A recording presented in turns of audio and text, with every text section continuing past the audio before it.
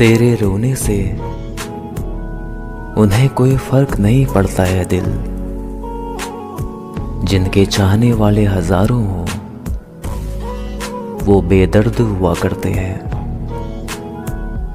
आंखें भी खोलनी पड़ती हैं उजाले के लिए साहब। सिर्फ सूरज निकलने भर से अंधेरा चला नहीं जाता। अपनी पीठ से निकले खंजरों को जब गिना मैंने, ठीक उतने ही निकले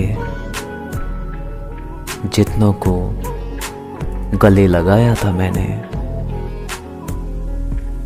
इतनी बुरी भी न थी जिंदगी पहले जनाब, बस गलती इतनी हुई कि कुछ दिमाग वाले लोगों को दिल में जगह दे दी।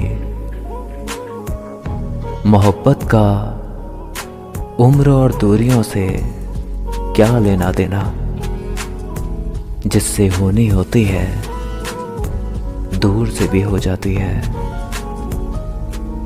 मुलाकातें मुमकिन नहीं ये एहसास है मुझे,